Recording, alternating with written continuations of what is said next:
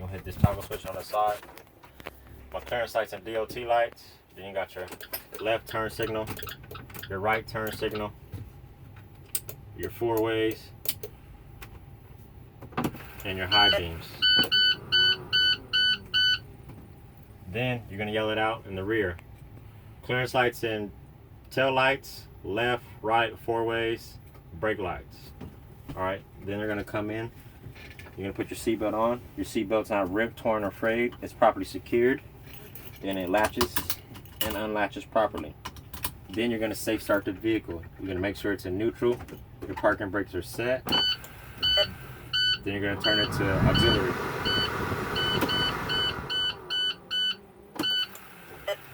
My ABS light came on my dash, it came on my trailer.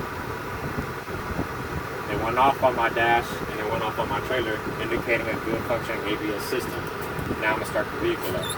Clutch in, turn it on. I got two air gauges. I got a primary air gauge and I have a secondary air gauge. I've been giving you readings off my primary air gauge, which is the top one, is indicated by number 1. It reads from 0 to 150 in increments of 15. I'm gonna wait for my system to be fully charged before I start my air brake test. Alright, my system's fully charged at 125 PSI. I'm now gonna begin my cut-in test. I press on my service brake, wait about 10 seconds to see if my needle starts to rise. If my needle rises, I'll give you that reading.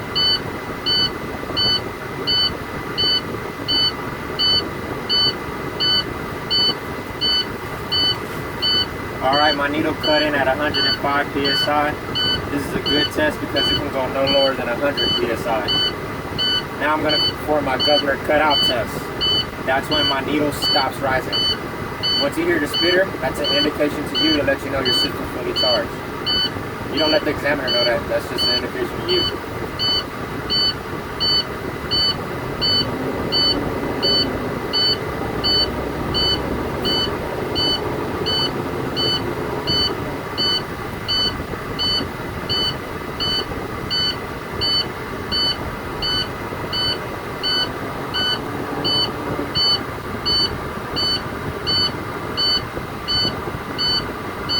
My governor cut out at 125 PSI. This is a good test because the maximum allowed is 140. Now I'm going to do my applied air leakage test. I put my vehicle in 4th gear. Turn my engine off. I'm going to let up off the clutch. I'm going to turn it back to auxiliary so I can read my gauges. Then I'm going to release my parking brake. Then my trailer brake. Once I let the needle settle, I'm going to put my foot on the service brake and then time it for 1 minute.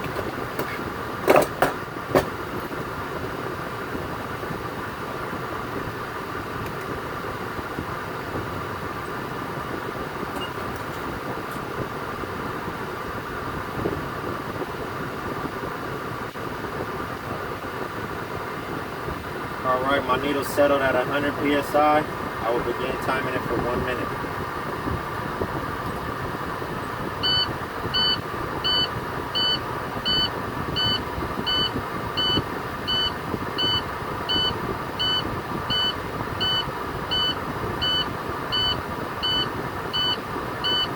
A minute has passed.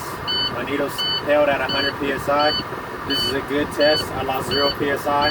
I'm not allowed to lose no more than 4 PSI in a combination vehicle. Now, I will do my low air warning test. I will pump my brakes until I hear and see an audio and visual indicator on my dash. Begin this test now.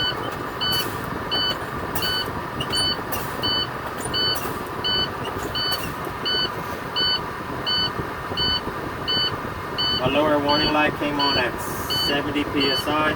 This is a good test because it's between the ranges of 55 and 75 PSI. Now I'm going to do my spring brake test. I'm going to pump my brakes until my parking brakes pop out. I'll begin this test now.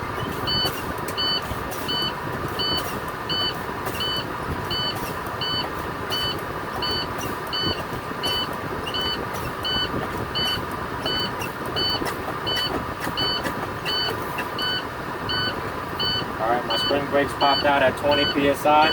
This is a good test because the range is between 20 and 45 psi. Now I'm going to safe start my vehicle. Put it in neutral, parking brakes are engaged.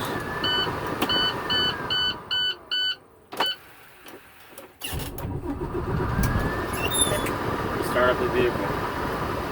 Now while I wait for my system to be fully charged, I'm going to do an in-cab inspection. I check my mirrors, make sure they're not cracked, chipped, or broken. They're probably secure, they're adjusted to me. There's no illegal stickers obstructing my view. I check my mirror mounts to make sure they're not cracked, bent, or broken. They're properly secured, all hours present. I check my windshield. My windshield's not cracked, chipped, or broken. There's no illegal stickers obstructing my view, and they're clean and clear. I check my door. Make sure it opens and closes properly, and it's not cracked, bent, or broken. I check my door hinges. They're not cracked, bent, or broken. They're properly secured, all hours present. I check my weather seal, my rubber seal, make sure it's not ripped, torn, frayed, or dry rotted, and it's properly secured. My window, it rolls up, it rolls down, and it rolls up. It's not cracked, chipped, or broken, nor is there any illegal stickers. My windshield wipers, they're not cracked, bent, or broken. They're properly secured, all hours present. My windshield wiper blades, they're not ripped, torn, frayed, or dry rotted. They have their proper tension. And also, they work with my washer fluid. I have my left turn signal, my right turn signal, my four-ways, and my high beams, they work. Then I have my gauges. I have my oil pressure gauge. It reads from 0 to 100. It's at the proper operating level. I have my water temperature gauge. It reads from 140 to 260. It's rising to the proper operating level. I have my voltmeter. It reads from 10 to 16 volts. Right now it's at the proper charging range at 14 volts. My air gauges, like I explained to you earlier, they're from 0 to 150, and they're rising to the proper operating level. I have my defrost. It works. I have my heater. It works.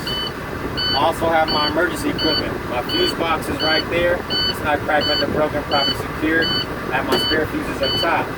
I have 3 reflective triangles in the back. They're not cracked, bent, or broken, and they're properly secured. I also have a fully pressurized fire extinguisher, which is up to date and secure with the pin, and it's properly secured. I also have my city horn and then my air horn. It works. Now that my system's fully charged, I'll perform my parking brake test. Put it in 4th gear, release my trailer brakes, and give it a tug. Alright, it's a good test because my parking brake held.